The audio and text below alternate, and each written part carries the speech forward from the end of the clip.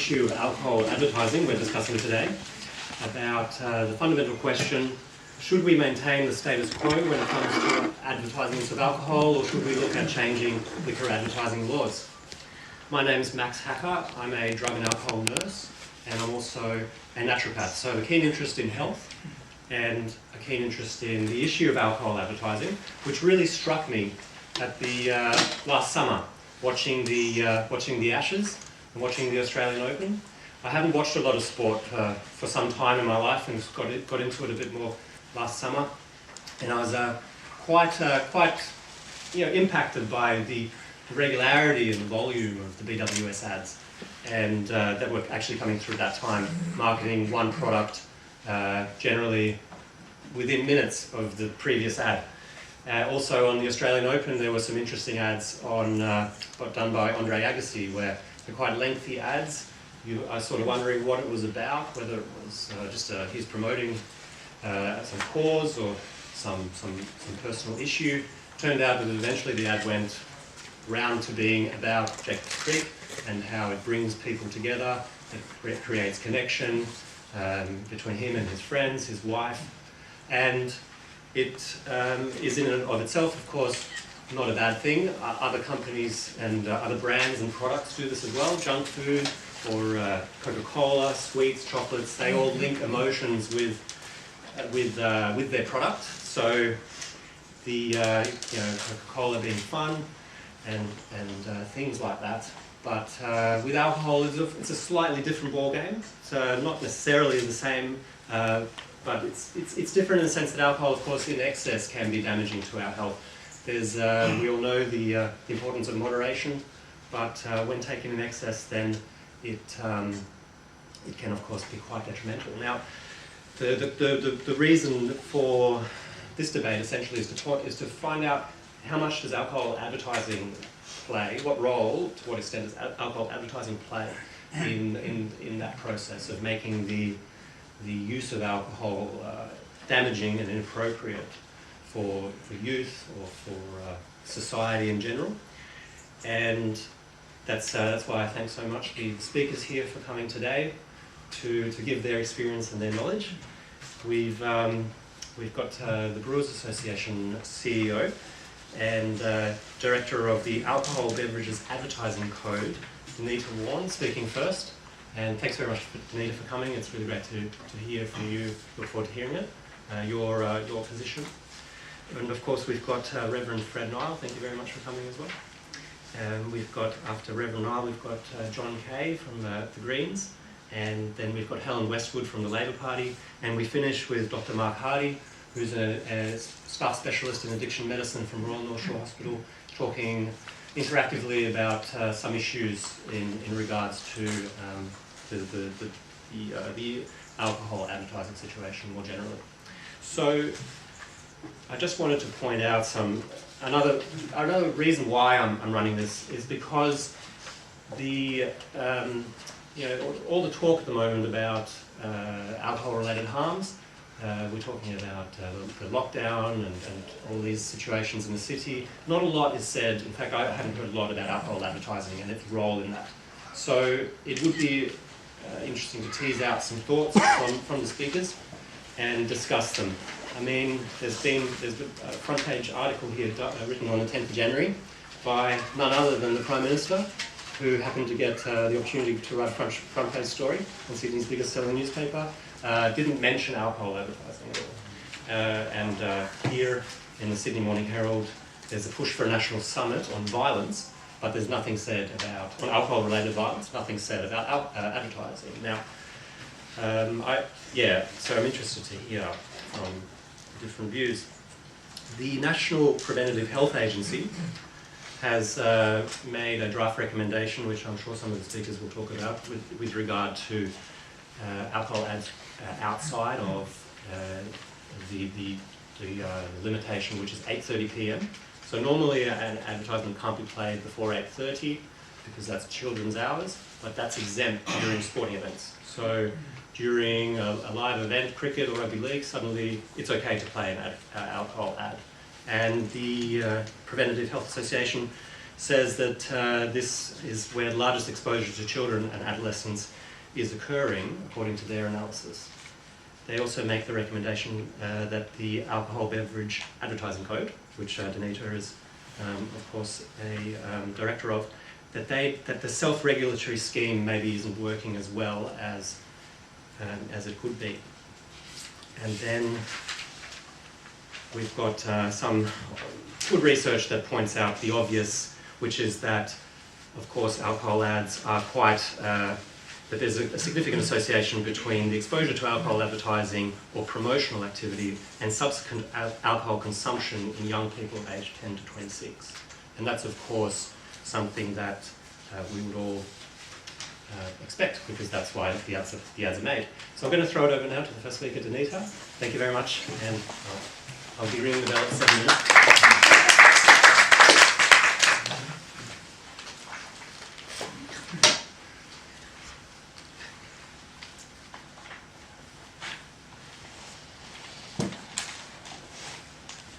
Thank you, Max. My name's Danita Warren. I'm CEO of the Brewers Association and also Director of ABAC. Brewers Association represents 4 companies in Australia and New Zealand: CUB, Lion, Coopers and DB Brewing. We represent around about 95% of beer that's produced and distributed in the 2 countries. The association is a member of 2 entities that is funded by industry. One is Drinkwise, which is around cultural change, seeking cultural change on alcohol misuse. And some of you may have seen their recent campaign focused on binge drinking of 18 to 24-year-olds. And secondly, we are a member of ABAC, which is the Alcohol Beverage Advertising Code. From the outset, I'd like to say that the association acknowledges that we have misuse in this country. What sometimes we disagree with people focused on alcohol misuse is the way in which we look at resolving alcohol misuse. And certainly we believe that we have a role to play to assist in reducing alcohol misuse. But in this instance, we don't think necessarily advertising bans are the solution to resolving alcohol use, but there are alternative mechanisms, such as education, and hence the reason why we fund Drinkwise, but also likewise looking at the greater enforcement of existing laws, new laws and so forth. But today I'm going to focus very much on alcohol and hopefully provide you a snapshot of exactly what rules and regulations are already in place and what the industry is doing around alcohol advertising.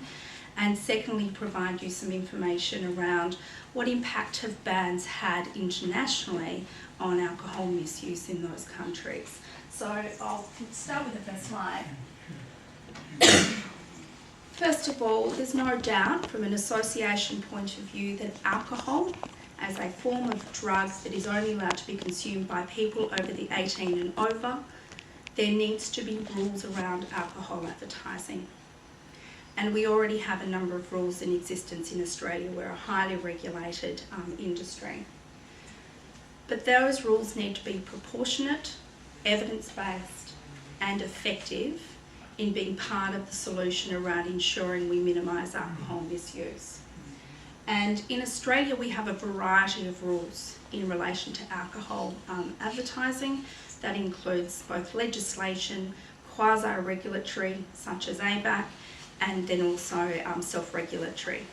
But today I'm going to focus on ABAC as a director of ABAC and give you a sort of a sample of what we do at ABAC and looking at how we develop rules in respect to alcohol advertising. The scheme has been in existence for over 25 years. It is funded by the 3 producer associations, which are Brewers Association, the Winemakers Federation and the Distilled Spirits Industry Council. We also have 2 new signatories to the code as of last year, and that is both Coles and Woolworths. And they have joined recently and are complying now with our rules as well. So that's been quite an important achievement in getting the big retailers signed up on the code. We have a management committee comprised of the 3 association CEOs the Communications Council, which represents advertising agencies, and then a government representatives. So what do I mean by government representative? That is an individual from the Federal Department of Health, and she is there representing the federal, state and territory governments on our management committee. So anything occurs at ABAC in relation to decisions such as who sits on our complaints panel, the code itself, our rules and procedures, is all determined at the management committee level, not at the board level. The board simply determines the finances associated with the running of the code. We have two independent assessment teams in the light. We have the complaints panel, so you can make a complaint. Any member of the public can make a complaint about an alcohol advertisement. That complaint will be considered by our complaints panel, which is comprised of Michael Lavarch, the ex-Federal Attorney General. There are two public health panellists and then two marketing experts. So the panel at any one given time will be the chair plus one public health expert plus a marketing expert. And the public health experts are appointed by government, not by the management committee. And they also report back to the government representative as well in terms of how they believe that the code is being considered at the complaints panel. When complaints are made, the decisions are published on our website, and we've just updated our website, which makes those decisions much more accessible to find them. We also have what we call an independent pre-vetter panel. We're only one of two countries in the world where we have compulsory pre-vetting of advertisements. So it means that the vast bulk of our alcohol advertisements have to be pre-vetted by an independent assessor prior to them being published. And we have arrangements in place with people such as Free TV that an alcohol advertisement cannot be shown unless they have been pre-vetted by a pre-vetter. And so they must have been signed off by the pre-vetter that they are in compliance with the code prior to its publication on television, as an example. So that's been exceptionally important.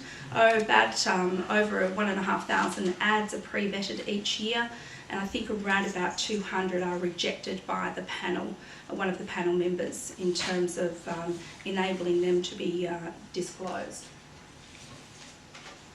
So what have we done about ABAC? ABAC, I guess, has been an evolutionary process. It initially started virtually as just a direct advertising code looking mainly at TV and radio. A number of years ago it was extended to packaging and naming. It also covers internet advertising, digital advertising and so forth. And so we've had a number of cases in more recent years relating to digital marketing around social media and the like. One of the key things that we identified is about 12-18 months ago is that there was insufficient guidance material to the industry around digital marketing, not so much about the content of their ads, but where they were placing them and how they were managing them in terms of age gating. So we developed a series of best practice guidelines that were introduced early last year. The next area where we were very keen to know, this was very much driven by the government representative, was the community. Are we meeting community expectations? And certainly we did the community research, which showed by and large we were meeting those expectations, except in two areas. One is marketing collateral and one is people actually knowing who we're about. So we're about to launch the awareness campaign, which I will play shortly. That is going to be shown on free-to-air and pay TV, and we're reviewing our code currently. So I know I've only got 30 seconds. Here's just some really quick examples of alcohol advertising where there have been bans, but unfortunately those bans have not equated with a decrease in high-risk drinking. And France is the most typical example, where the French government have done an assessment that underage drinking and binge drinking is actually increasing, despite the fact that there has been a ban on alcohol advertising since 1991. And that reinforces some of the statistics that show that the parents and peers and other cultural influences are bigger than the influence of advertising. But I'm conscious of the time. Any of the other issues I was going to get to I'll do with answers, but I will quickly show you the ad, because I think that's quite important.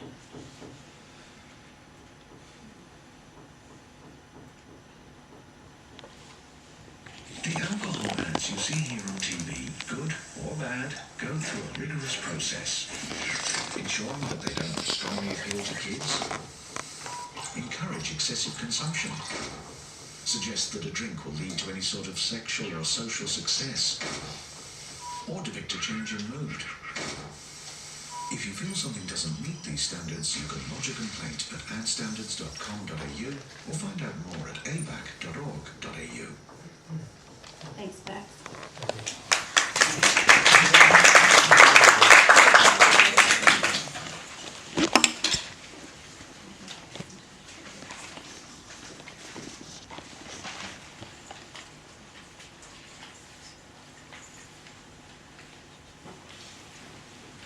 Thank you very much, Anita. And Reverend Niall, if you'd like to come up and give us your speech, if you'd like water or anything for that. Thanks. Good, thank you, Max. Thank you for inviting me to come. In the email to me, Max said, could you please address the following question. Should Australia maintain the status quo, or should we change alcohol advertising laws to follow the path of tobacco advertising? By that I took it meant the ban on tobacco advertising, which I was very active in introducing the bill on that occasion.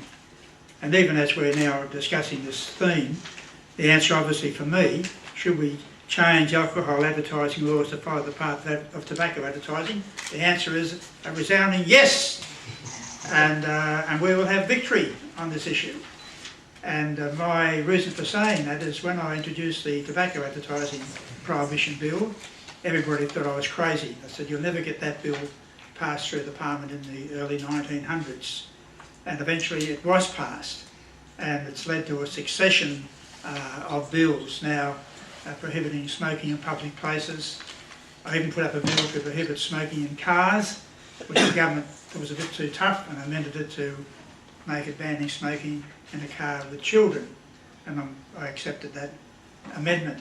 So the whole of the public opinion has changed in regard to the harmfulness of cigarette smoking, and I believe that same shift in public opinion is happening right now with alcohol. I'm amazed at how many people talk about the problems of alcohol. Alcohol-fueled violence. How many bills we're debating in Parliament trying to reduce the impact of alcohol. We went for years, no one would dare criticise alcohol in the Parliament. It got a free run. So public opinion has changed, and I believe it is possible to bring in a ban on alcohol advertising. I have brought copies of my bill here today. You're going to give them out?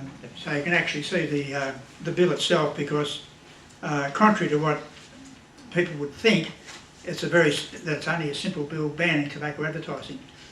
But these are the objectives of the bill that I've introduced in the Parliament, which we are now currently debating in the upper house. So it's a live issue. However, both the Liberal and Labor parties still haven't made up an official position, I understand, as to what their party position is, and that limits some of the participation or in the freedom of members to speak, although I know many of them agree with the bill. The Greens obviously are free to speak, and they've been speaking in support of the principle. They have always some concerns on aspects of the legislation. But just to fill you in with how I viewed this issue, the first objectives of the bill: one, to discourage alcohol consumption by persuading young people not to drink and not to abuse alcoholic beverages, by limiting exposure of young people and children to persuasion to drink alcoholic beverages, encouraging drinkers of other beverages not to start drinking alcoholic beverages, assisting those who wish to limit or give up alcohol consumption. That's the first batch of objectives of the bill. The second part, the reduction of alcohol-related: one, domestic violence, death, road accidents, crimes and other violence. The third package, the prevention of alcohol-related illnesses, such as cirrhosis of the liver, and finally, the reduction of harmful impact of alcohol in the home and in the workplace and industry generally. So I always believe that bills obviously can use law to bring in a change, but they must have a very strong educative aspect. And so that's why half the bill is dealing with education, to educate people to change their habits in regard to alcohol consumption.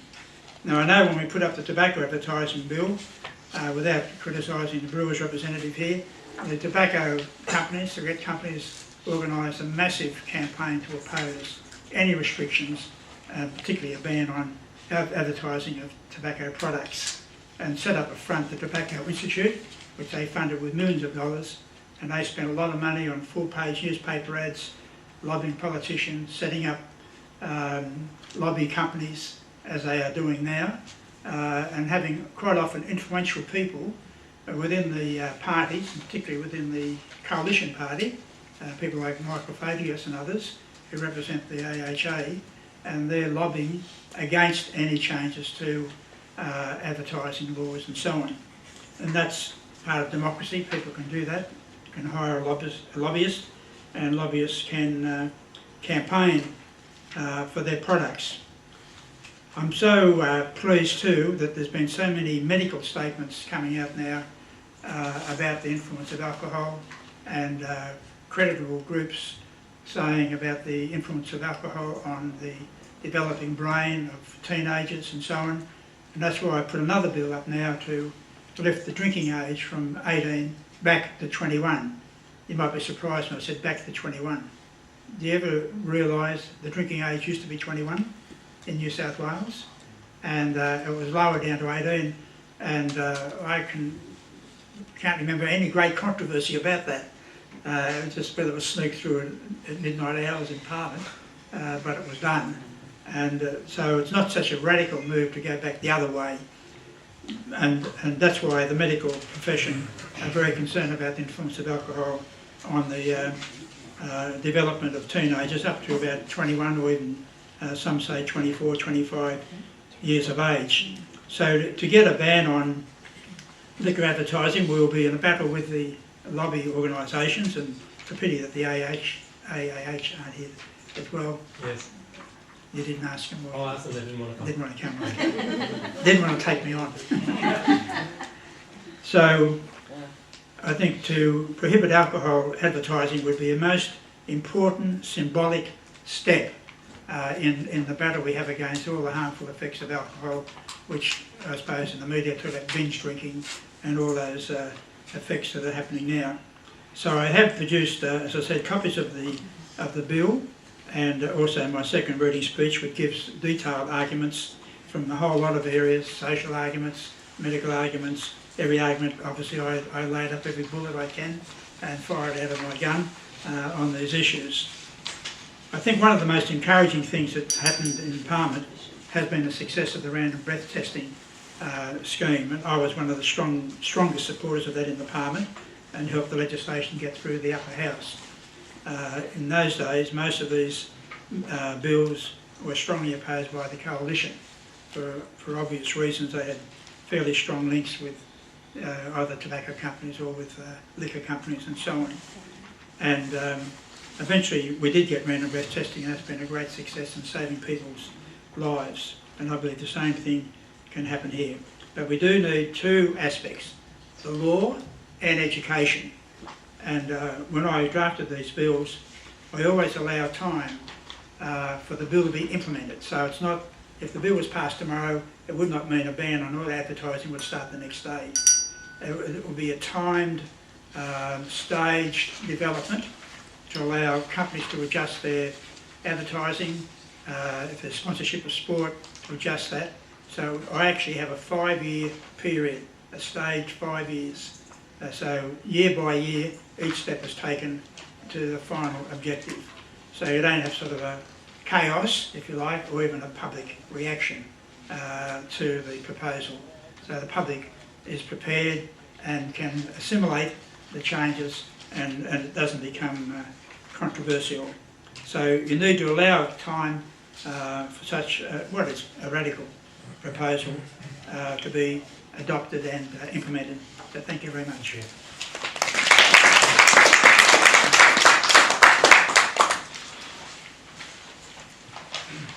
very much, Reverend Niall. I should say that the Liberal Party Health Minister, Gillian Skinner, was unable to come today, and so was an advisor of hers. So we do, of course, have the Greens, Labour Party, and the Christian Democrats here, so that's really great. So next we've got John Kay from the Greens. Thank you very much. Thank you, Max. So I acknowledge that we're meeting today on the land of the Gadigal people. I acknowledge this is their land, always has been, always will be. I also want to thank Max for bringing this on. It's an interesting and important debate, and one that we should have been having some time ago. I find myself less radical than Fred Niall, which is an interesting position to be in. I understand where Fred comes from, but I'm not quite there yet. You'll get there. Fred says I'll get there. Fred knows more about me than I do. That's the insight of years in the cloth. Can I begin by saying that I just want to make one observation and get on with my speech. The entire focus of the alcohol debate has been around alcohol-related violence. It's an important debate, but there's another side of alcohol which we haven't talked about, which is the alcohol health harms that are done. The NHMRC last year came out with a report that suggested 600 Australians die each year between the ages of 65 and 74 as a result of alcohol. There is a hidden, and because they're older Australians, and it doesn't happen in the street, and there's no urine on the pavement, as it were, it seems to be a lesser matter. I actually think it's a greater matter. I think it's that more older people die as a result of alcohol abuse than young people. We really do need some focus on the issues there. And it's one of the reasons why I've been very active in trying to stop the New South Wales government promoting alcohol, deep discounting of alcohol to seniors using government websites and government email addresses. That being said, alcohol is not tobacco. Tobacco kills 1 in 2 people who use it. Alcohol does not. Tobacco is deeply addictive to almost everybody who uses it, and I can tell you that's true from personal experience. Alcohol is not. Tobacco plays no useful social role. Alcohol, some people argue, and I probably agree with them, alcohol does play a useful social role for many people. There is a need here for policies which are proportionate to the harm that is done.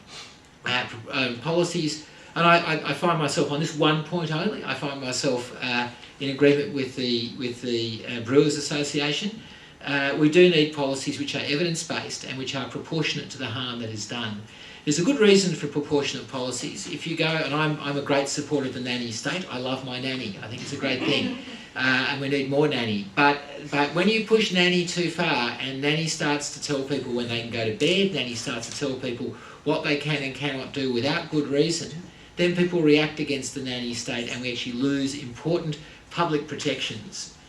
The issue of advertising and alcohol is a really interesting one, and the alcohol industry has seen advertising as a by right issue. They see it as their right to advertise. I actually don't agree with that. I think advertising is a privilege, and I think it's a privilege which has been badly abused, and it's been particularly badly abused by some of the liquor stores. I don't know about you, but in early January this year I was horrified to read a representative of Woolworths claiming that in fact that a Dan Murphy's store opposite a school in Moorebank in Sydney's West was a good thing. It was a good thing because the advertising would give, quote, early exposure to any form of advertising which is vital to protect young minds against the seductive power of capitalism. The idea that exposing young people to advertising is a good thing because it creates some kind of habituation or some kind of rejection of advertising later on is typical of some of the arguments that have come out from the alcohol industry on the issue of advertising. The Australian Liquor Stores Association Chief Executive Terry Mott claimed, quote, "There's no proven causal link between alcohol advertising and either initiation to alcohol or increased consumption." No causal link between advertising? Sorry, I just had this deja vu moment of what happened when we were arguing against advertising for tobacco. And he goes on to say that there's extensive research to show, wrong thing, he says, liquor advertising is aimed to encourage people to switch brands, not drink more alcohol. We've been here before with tobacco, we've been around this trap, we shouldn't listen to it. The Liquor Stores Association, the Reverend Niall and the Labor Party and myself subpoenaed documents out of the O'Farrell government about the development of the liquor guidelines, the liquor promotion guidelines. And I pay compliment to Helen and her party and to Fred and his party for working together cooperatively with the Greens to expose what I think was a scandalous situation in which the Liquor Store Association, Woolworths and Coles and their liquor outlets conspired to write their own liquor promotion guidelines that vastly weakened, particularly with respect to dangerous promotions and deep discounting, the original guidelines that were drafted by the Office of Liquor, Gaming and Racing. And I just want to read you some of the things they were saying in the documents that we were able to get into the public.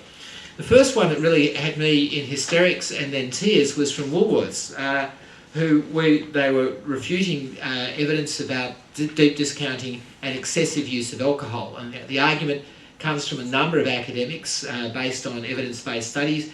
The cheaper the alcohol is, the more people will buy. The more people will buy, the more they consume. The more they consume, the greater risk of massive harm. It's a fairly straightforward logical chain. It's backed up by evidence. This is Woolworth's submission. Quote, "This would be akin to a claim that promotional offers on cornflakes would cause purchasers to consume 2 bowls of breakfast for breakfast rather than their normal one. What an absurd proposition to say that alcohol lives in the same space as breakfast cereal. Clearly, I like my breakfast cereal, though not cornflakes, I must say, but I like my breakfast cereal, but I'm not encouraged to overindulge in the way that I am encouraged to overindulge by the positive feedback, the feel-good positive feedback loops that alcohol provides."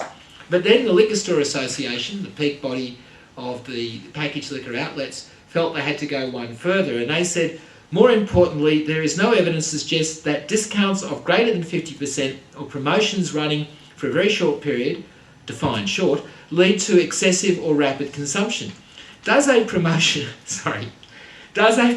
heavily discounting breakfast cereal or toilet paper result in consumers using more toilet paper at home?" I guess it depends on the breakfast cereal, really, doesn't it? I say to them. But it's a serious issue. What was going on here and what has gone on in this venue, and also in the issues around in the ILGA, in the evidence before the Independent Liquor and Gaming Authority, what has gone on time and time again has been Coles and Woolworths and the Liquor Store Association attempting to deny the evidence that deep discounting and dangerous promotion creates major outcomes of excessive drinking, both for, is that 3 minutes? 1 minute. 1 minute. Both for older people and for younger people. I want to finish by pointing out 5 things that we should do. The first of those is, I agree with the Reverend Niall, education is important, but education where it is working against promotions, education where it is working against the powerful push of advertising and point-of-sale promotions is actually useless. We need education in conjunction with the other issues. I would really call on the O'Farrell government to reinstate the Drug and Alcohol Unit within the Department of Education. I think my colleague and friend, Senator Richard Di Natale, has been arguing for a long time that we need to ban all alcohol promotions associated with sport events. Not just because it's a loophole to get around the 8:30 cut-off for advertising for children, but it glamorises alcohol consumption in a way that simply doesn't work. I think we should look again at the point-of-sale promotions guidelines. The O'Farrell government's guidelines simply don't work. And finally, I think we need to get tough on deep discounting. While it's great that people can afford to have something they want to have more cheaply, it is disastrous when it is done in a way which encourages people to purchase more and to drink more and to drink dangerously. Thank you very much.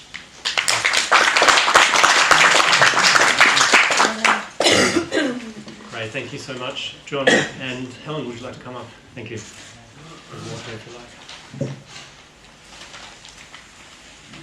Thanks, Max, and thanks for organising this forum. I think it's very important and timely, I have to say, and can also acknowledge that we're meeting this afternoon on the land of the Gadigal people of the Eora Nation and pay my respects to elders past and present.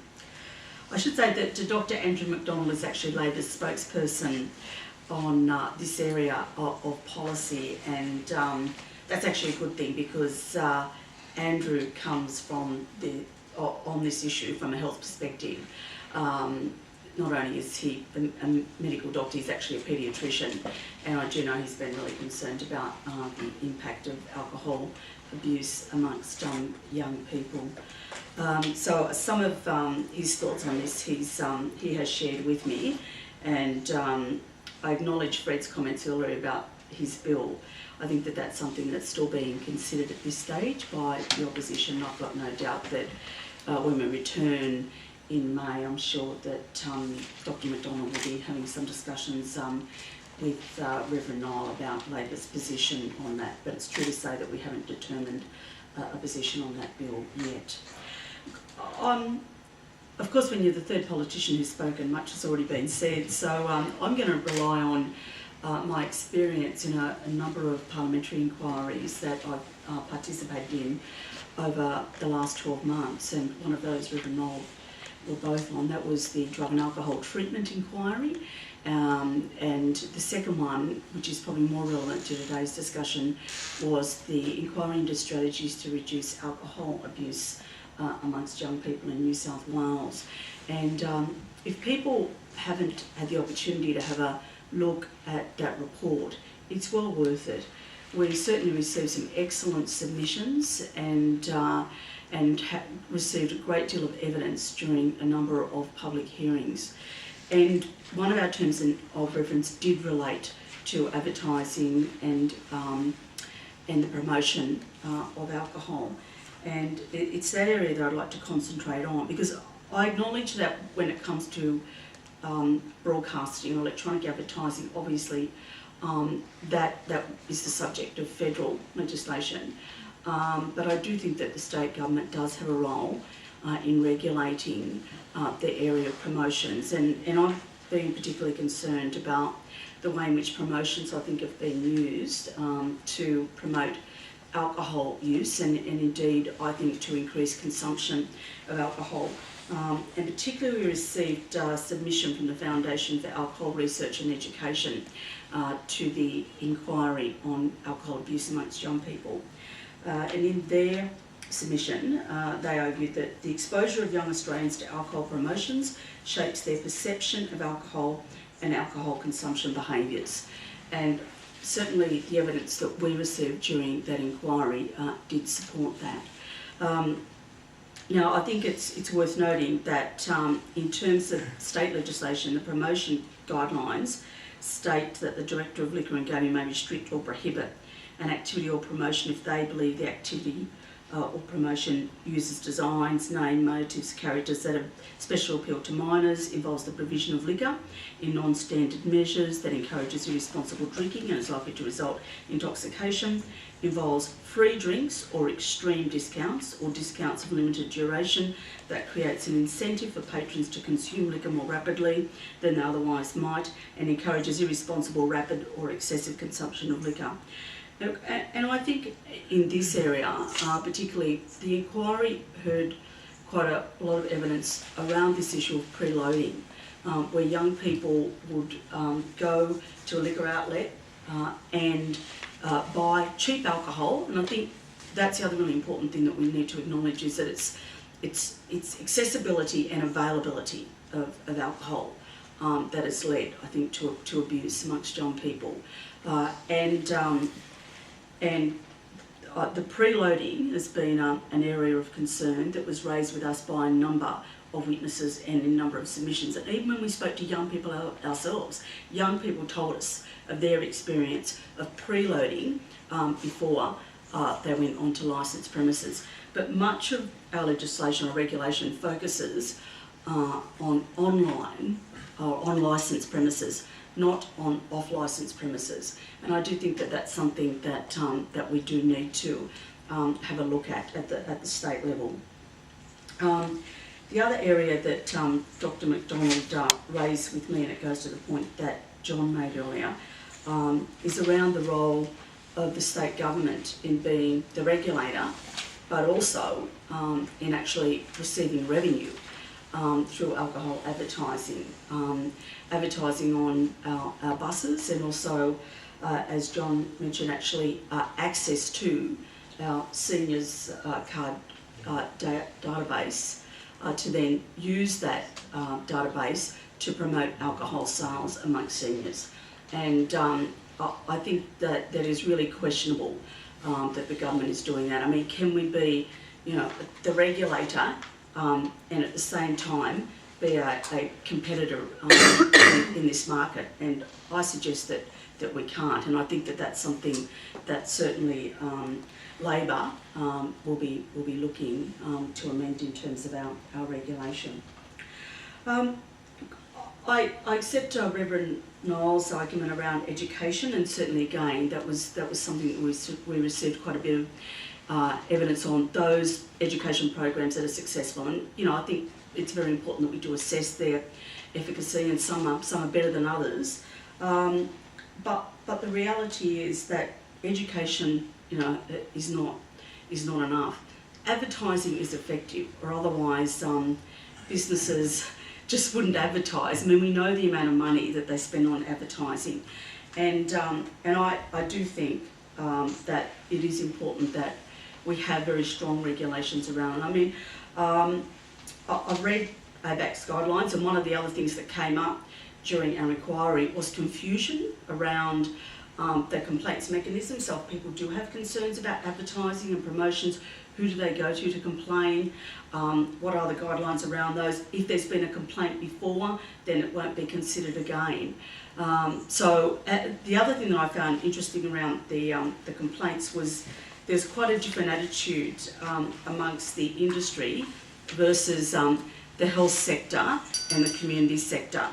The evidence that we received from the industry was that it's balanced, it's fair, it's reasonable, it's appropriate, where the views that we received from the health sector and the community sector was that it's not strong enough, that there is confusion around it, and that indeed it's quite ineffective. So I think the answer then clearly to our question about whether or not we should consider other options is yes. And I think importantly, we actually need to do that now when we're talking about it, discussing it, and not wait until we have the way in which we've responded to alcohol-fueled violence recently has been really reactive. I think we all acknowledge that we've got a problem with alcohol abuse in our state across a whole range of age groups. And I think now is the time for us to actually really examine the laws, examine the regulation around it, and I think if we do it in that context, if there's proper consultation, if we work together, and it is evidence-based, then I actually think that we will get a better outcome and we will get better laws. So yes, I certainly do think we should use this opportunity to review our laws and to change them.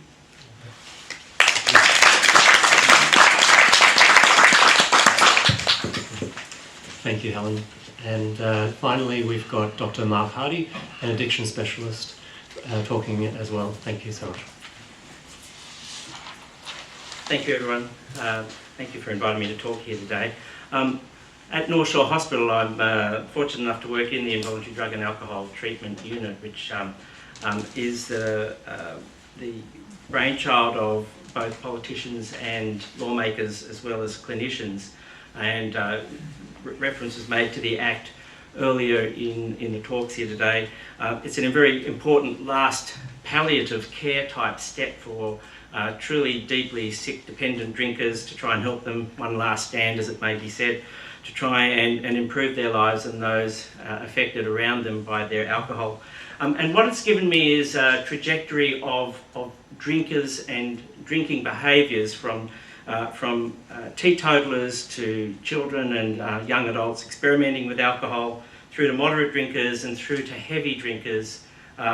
And we have a spectrum, if you like, of people going from social drinking to harmful drinking to truly very hazardous drinking, right through to dependent drinking. And one of the observations that I've been able to glean from this spectrum of drinking is that there have been three major determinants for hazardous and dependent drinking, and that is availability, cost, and age of first use. And these have been borne out in evidence, very good, well-written evidence that is available, which has been quoted earlier today. So if we extend hours of trading, if we make alcohol cheap and we give it to young people, then these cause societal changes in the health of that cohort, such that there will be more drinking and there will be more harms from drinking as a result of that.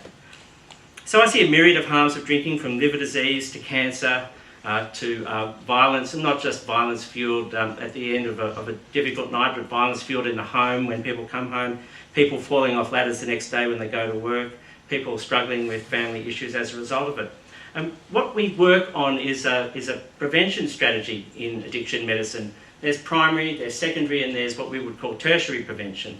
And primary prevention would be concerned with laws around access to alcohol as well as advertising for alcohol, whereas the tertiary prevention would be something akin to the Involuntary Drug and Alcohol Treatment Unit, the other end of the scale. And so your secondary prevention is patching people up in the middle. We spend a lot of money on secondary and tertiary prevention, that is patching people up and saving their lives. If we spend $1 for each dollar we spend on primary prevention would probably save us $100 on tertiary prevention. And this is a very important message from my perspective, is that if we allow a large influx of advertising, if we allow advertising to stay as it is, then we are going to see more and more health dollars spent on healing people or palliating people in their last days of life, secondary to alcohol-related harms.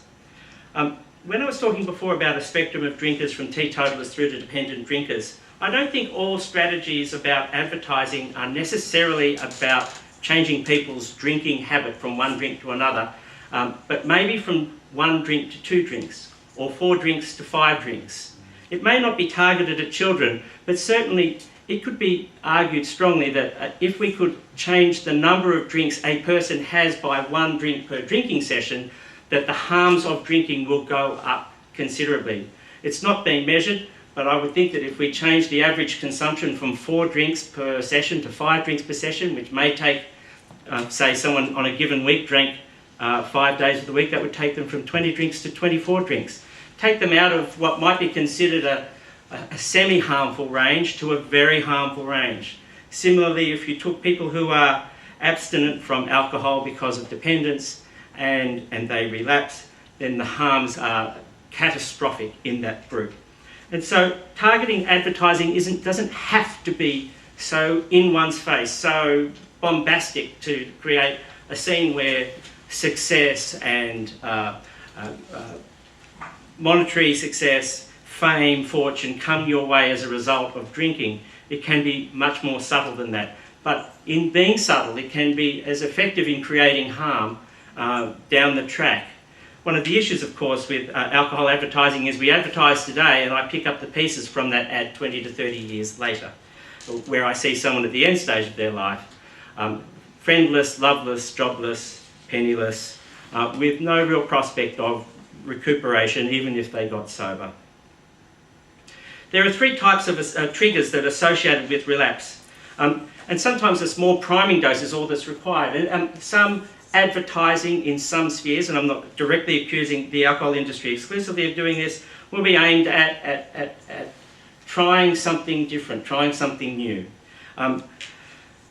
Some associations with the drug are important, and we've already talked about with relapse that the alcohol industry is making some attempts to try and reduce the impact of ads where there is an association with monetary success or sex or fame or fortune. Now these things are very, very difficult to vet, but what you can see is that in some ads there are very subtle messages about success. A classic example I saw on the back of a bus of people on the back of a motorbike holding a large carton of beer over a beautiful sunset. Now they're on holiday and they're having a drink, but it connotes a certain idea about success that one might not have seen any other way it had been in any other ad. If it was in an ad for toilet paper or cornflakes, it wouldn't have been picked that way. So the brain has a lifelong memory for dependence, long after the body's given up drinking. And sometimes these little messages can return people to a state of full-blown relapse. And for this particular group of patients that I have, advertising could be a critical factor in their ultimate undoing. Certainly that is an extreme example. The example I presented earlier about people changing their drinking patterns subtly probably costs a lot more in the long run.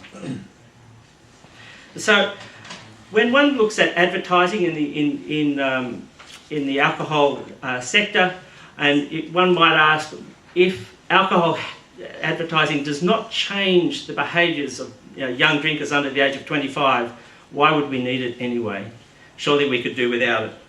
At the very least, could we not consider it a level playing field and put it in a very similar situation to tobacco, where not just do we look at advertising, but we look at general marketing, which might include things like plain packaging, packaging behind a door where we don't see fancy bottles with beautiful labels, packaging behind cupboards where there aren't pictures of young, healthy people holding up a can or a bottle saying, come and try this, banning drink tasting in bottle shops, banning bottle shops that are associated with supermarkets directly by a direct access link. And so this forms part of an overall strategy, I think, to reduce the harms of drinking, not just from direct TV or media advertising, but from marketing in general. Thank you.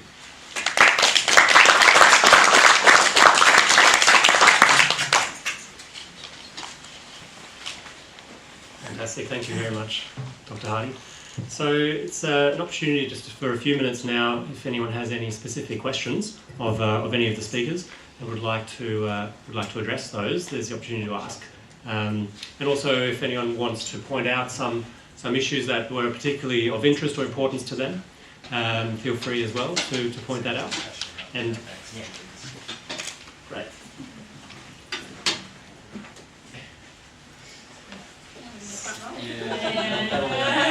Good in the front row now. Now, okay, that's working. So, are there any questions from anybody? Yes, I've got a question. If you bring in or curtail alcohol advertising, such as has been done with tobacco, do you think there'll need to be new film ratings, for people seeing drinking alcohol in the film? Because this is part of how alcohol is so socially intertwined in our life. And it's the same with tobacco.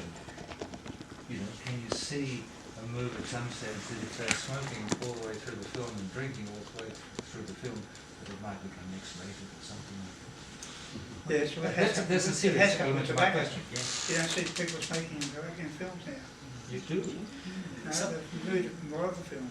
There's one or two countries are looking at putting health warnings when someone smokes in a movie, and that could equally be applied across the board with any harmful substance. How many movies would get made where people smoke and drank in it, or how effective, or how much of an interruption to the theme of the movie that may create? Of course, is the issue, and people may abandon the idea of having someone for artistic purposes smoking or drinking in a movie as a result of it. Whether that will change the story so much that the author of the movie or the author of the screenplay tries editorial sabotage is a matter for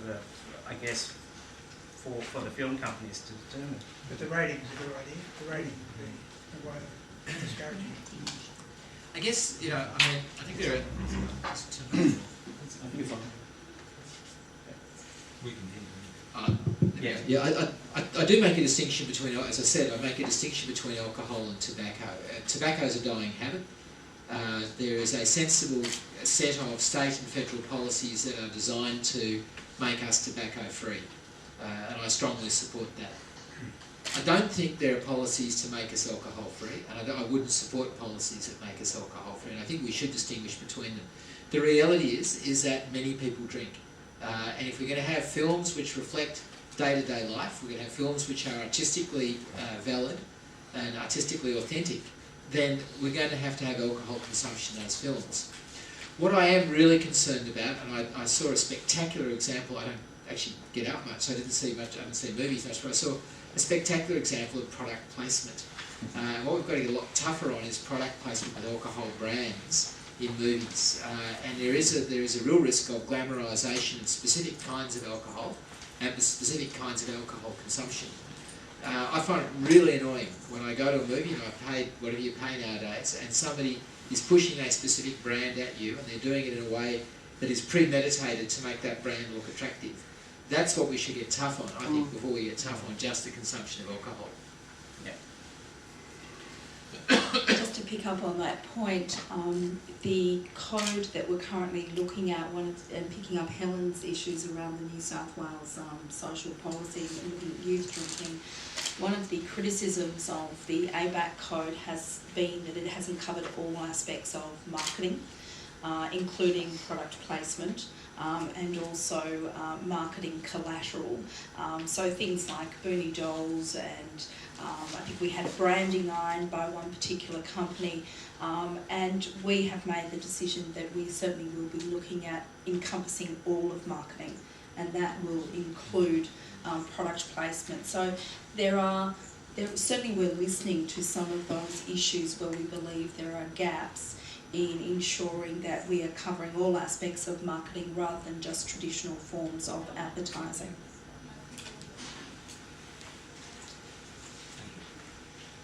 One last question. So I've got a question then about what can be done if the law is to change. What would need to happen in terms of the lawmakers, the politicians getting together to actually change it? I think the important thing, someone mentioned earlier, the National Preventative Health Agency draft report. I think it's very interesting in that they did not recommend the government taking over regulation of alcohol advertising. They have instead asked the variety of codes to reconsider a number of aspects of their codes. And so I think that's a reflection that we've nearly got it right. There are components that need to be reviewed, and that includes some aspects of ABAC that we've been working on and will continue to work on.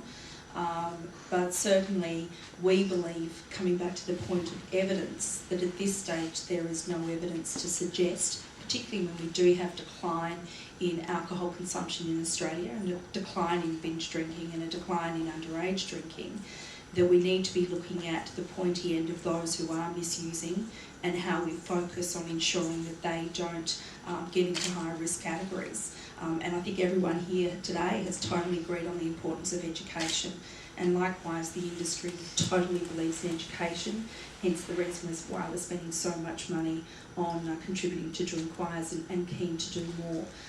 So from our perspective, yes, there are issues around the periphery that can be improved, but nevertheless we do not believe that there are wholesale changes required to alcohol regulation to resolve the problem.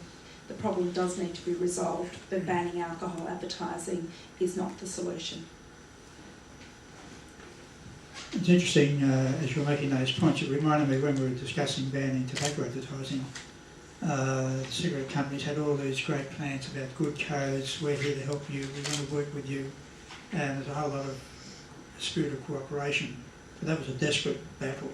That was their last stand to prevent the ban coming in. So I'm not saying you were cynical, but I think it's all part of the industry wanting to survive and keep advertising. I think short of banning alcohol advertising, there should be a lot more balance placed in ads. And this in itself would be something that would be almost as bad as a ban.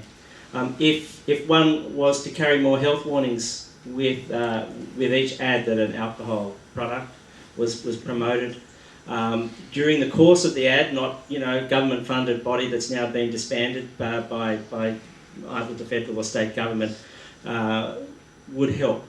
I looked at a bottle of Drano today and a bottle of red wine that I had sitting at home, and the only health warnings on the red wine were pertained to the presence of certain additives like sulfites and the number of standard drinks.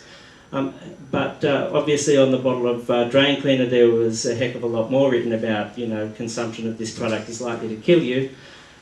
Certainly more people die of alcohol-related consumption than Drano-related consumption in Australia. People can die with a single dose or single ingestion episode of alcohol, just as they can with Drano. Various forms of alcohol are available very easily in the supermarket. They're often sold to under 18s. They're often marketed to under 18s. How many people my age sit up at night and watch Puberty Blues? None, okay? Hardly any of us anyway. So, oh good, you're the one. I saw the ratings, there was one. Yeah. If this bill doesn't get legs, then something has to change. We need some sort of balance brought back to the industry such that people are made aware, not just at the point of sale, but at the point of advertising, at that very primary step of prevention of the harms that are likely to occur during the course of their daily lives if they continue to purchase this product. So we've reached 3:30, so if you want to make some final I'll comments. be very quick. I think industry self-regulation in any area, but particularly around advertising, is always going to be a push me, pull you. There's always going to be the industry wants to broaden the scope, the industry wants more access to a market, it wants more capacity to persuade that market to consume its product and consume more of its product.